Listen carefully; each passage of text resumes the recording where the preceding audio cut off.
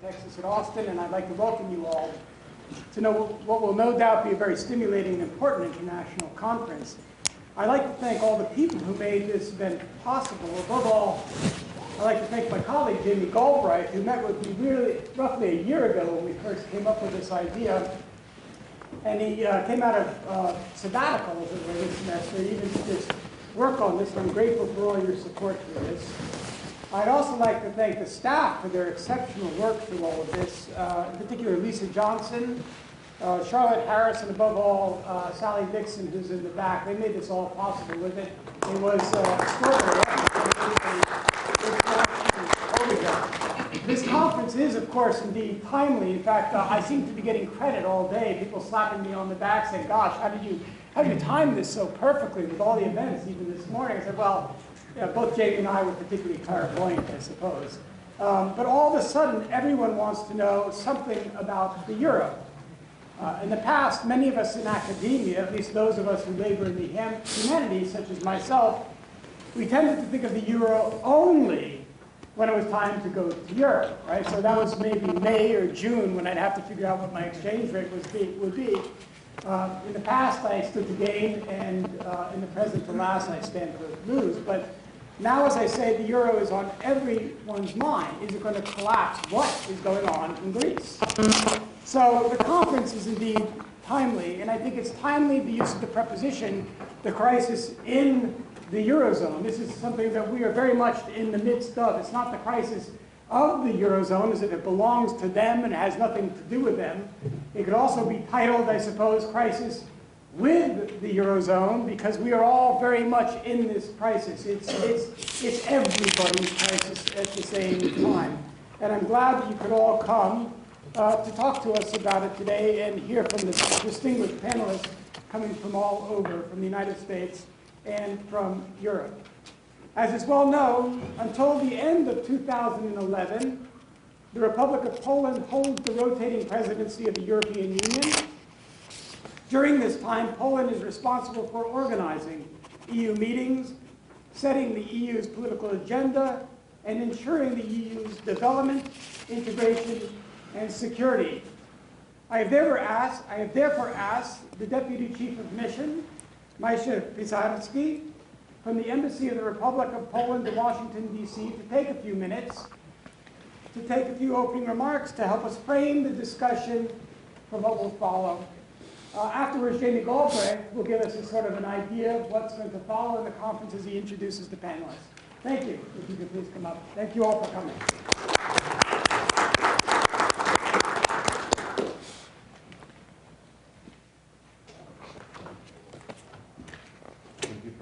Thank you very much for a nice introduction. I am delighted to be here in Austin, Texas. I'd like to congratulate you on the excellent job the Center of Excellence has been doing all those years, and we very much appreciate it. You know, the Polish national anthem starts with words, "Poland is not lost yet." And you know, we've been repeating that for a couple hundreds of years, and this gloom fate has never materialized. And I strongly believe that today we can also relate those words to the European Union and Eurozone. European Union, Eurozone is not lost yet, and we will be doing everything possible to keep it vital and working. Ladies and gentlemen, all problems which Europe faces today are combining to test some of our deepest shared assumptions of Europe's solidarity and common resolve. You might be thinking, in their short few months leading the European Union, can the Poles really do anything new or add value, especially when those problems facing Europe are so large and complex? You're right to be realistic. Very few presidencies push through sudden changes of direction or achieve dramatic policy jumps planned before the presidency started. But a new presidency brings always renewed energy, a chance to identify new themes, to plant policy seeds, which may grow into a big tree in the future. Yes, Europe is facing severe problems. In the months and years to come, Europe will need to take transformative and far-reaching decisions. Well, Poland knows all about facing severe problems and taking transformative, far-reaching decisions. And we very much would like to contribute that experience to bring the European house in order.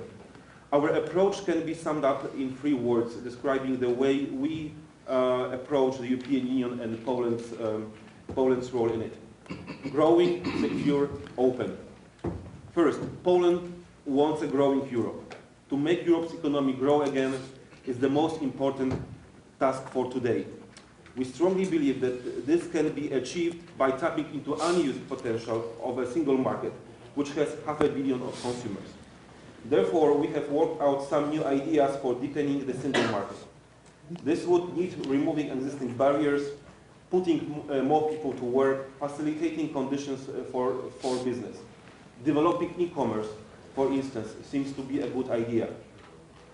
The Polish presidency has also initiated negotiations of the 2014-2020 multi-annual financial framework, or the EU budget, if you prefer. So that shows that we do think about the future.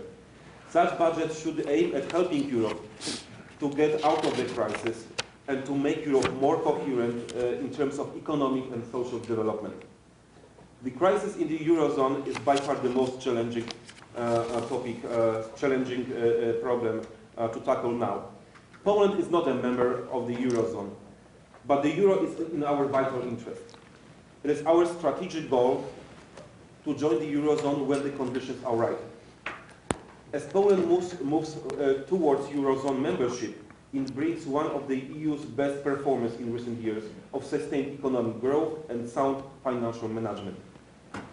We have a constitutional rule of 60% debt to GDP, which the government cannot breach, and additional expenditure rules are now being developed as a consequence of the crisis. This prudent fiscal framework, together with flexible economy and EU funds investment, helped keep growing the Polish economy even during the crisis. The major Polish presidency objective is, though, to ensure that no divisions arise between the Euro and non-Euro zones, and the EU preserves its cohesion. In Europe, we know that we are not fully equipped to face challenges like the current ones. Therefore, we have already adopted deep changes in the economic governance to ensure more transparency, more accountability, stricter enforcement of the rules. The Polish presidency played an instrumental role in adopting these changes. The most important is, though, that while addressing the current crisis, we move forward, not backwards, in terms of the European integration. It was clearly demonstrated last week when the European leaders took bold steps to address the situation in Greece and to prevent the turmoil to spill over into the financial market. And I am fully confident we will be seeing this approach also in today's and tomorrow's G20 meeting. Even if it's not only the European framework. We strongly hope that these measures will be implemented by all involved parties. Secondly, we need an open Europe. During our presidency, we will sign an accession treaty with Croatia. This is a great news, showing that the enlargement, which has been one of the most effective and successful European policies, is continued, and it's doing its magic. We will achieve progress on Turkey and on some countries in the Western Balkans. We have been advocating a greater EU's engagement in Eastern and Southern neighborhood. We have been pushing, for instance, for association agreements, including deep and comprehensive free trade agreements, and for visa liberalization with our East European partners, most notably with Ukraine, but also Moldova, Georgia, and other members of the Eastern Partnership. These policies were discussed at the Eastern Partnership Summit in September this year in Warsaw. In our opinion, the event was very successful and marked an important step in bringing about more integration of the European continent. Finally, we want a secure Europe. Security also means an integrated and free market energy policy across the EU with safe, secure, affordable energy that contributes to European competitiveness. Our goal is to establish fully functioning internal energy market by 2014. This process will be essential in breaking the current energy posture in Europe, which still embraces a post-Soviet pipeline system, limited diversification, inefficient or non-existent infrastructure, to name just a few. On a government level, both the EU and the US benefit from working together within the Energy Council with 3 different working groups dedicated to energy security, energy policy, and research and technology. On a business level, the process of expanding energy opportunity on both sides of the Atlantic continues, like for example in Poland in a shale gas exploration. We firmly believe that transatlantic energy cooperation will complement the EU's internal activities into a fully operating energy market. The challenges that Europe faces makes a compelling case for the EU to develop a common security and defense policy. I know this is not the subject of today's conference, but also a very important element of the European policy. Such policy would enhance the structure responsible for preparation and planning of actions for stabilization and crisis management operations. Ladies and gentlemen, these are just few highlights of the priorities of the Polish presidency in the Council of the European Union. I think you might ask why, if at all of this is important to the United States. The answer could be long and complex, but it all boils down to one conclusion. Europe is the America's best friend and most tested ally. And stronger Europe is in American best interest to meet the global and regional challenges. And I agree with Professor Bio when he said that we are in together in this current situation, and only by working together we can overcome it. Thank you very much.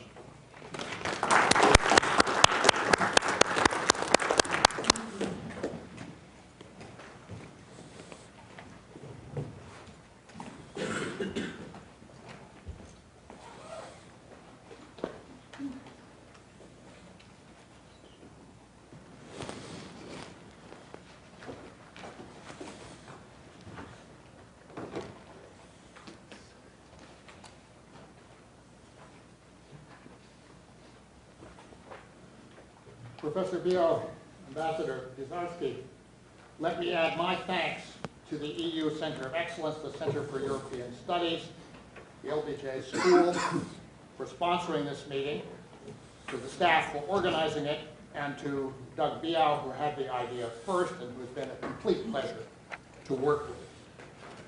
Our meeting is well timed. I won't say that I scheduled the Cannes summit and the Greek referendum to coincide with this gathering and attract attention to it.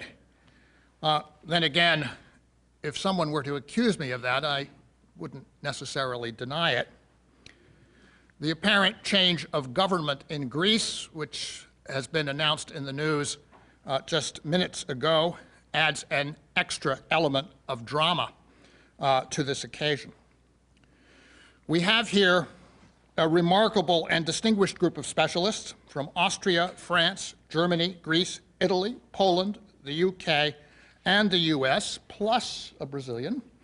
Our goal is to conduct 2 days of informed discussion of the Eurozone crisis and proposed resolutions, proceeding from the general to the specific and covering economic, financial, legal, and political aspects of the key issues. The crisis is, of course, deeply financial and political, but let me begin with an economic question. Is there, in economic terms, a Eurozone crisis? The first chart, and I'm relying here on the work of Amin Shams, gives part of the answer. It shows that while Eurozone unemployment was chronically high before the crisis, and remained so compared to the non-Eurozone countries of the OECD, the crisis in the United States was, in fact, far more severe in 2008, 2009. And so you might be tempted to say that from this point of view, the crisis in Europe, in economic terms, was an echo of the American crisis, but not a new event in the Eurozone as such. However, the picture changes when you distinguish deficit from surplus countries in the Eurozone itself. And this is done on these charts, weighting each country by weighting the unemployment rate by the size of the country, so it's a population average. The populations in the surplus regions of the Eurozone cannot really be said to have experienced a crisis at all. But the deficit countries clearly did and clearly have.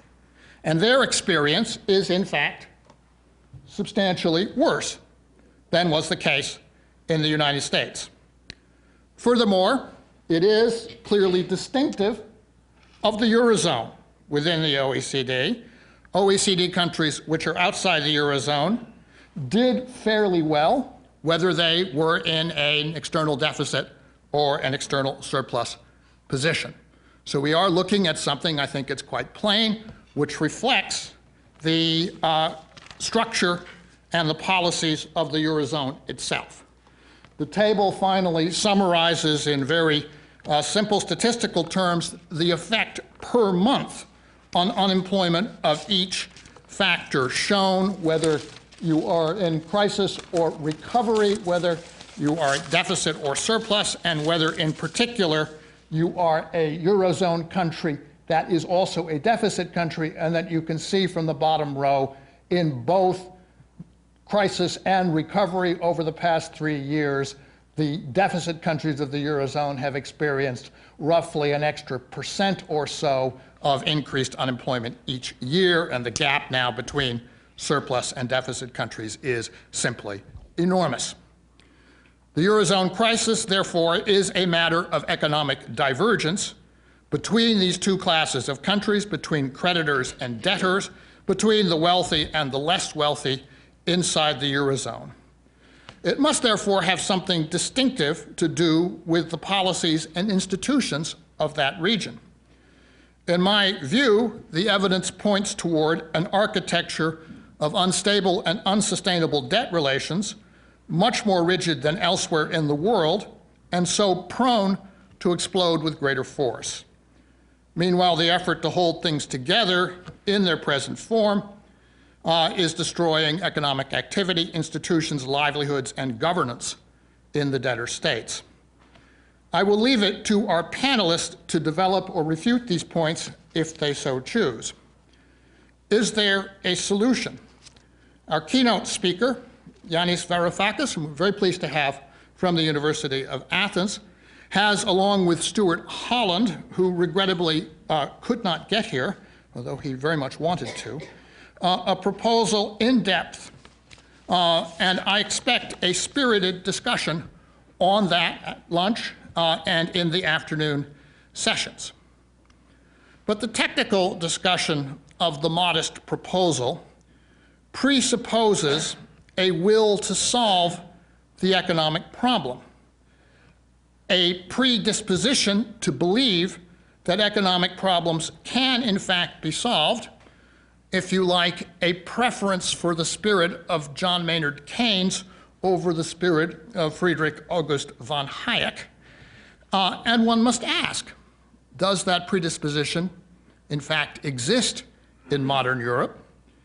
And if it did, could it find effective expression in the political circumstances of the Eurozone and the European Union? And if the answer to that is no, or even doubtful, then it seems to me that there is also raised a moral question. namely, what price is justified in unemployment, in impoverishment of populations which are, after all, not individually responsible for the policies conducted by their governments, in stress, in the breakdown of public institutions and social relations that is presently threatened and in some places actually going on in parts of the Eurozone. There are questions, these are questions to begin with. I have asked each presenter to limit themselves strictly to 15 minutes, and I have empowered the chair of each panel to enforce that restriction with the most draconian, I won't draw a comparison to Eurozone austerity policies, but the most draconian form of authority, so as to provide time for reactions from the other distinguished invitees and from students, colleagues, and others in the audience.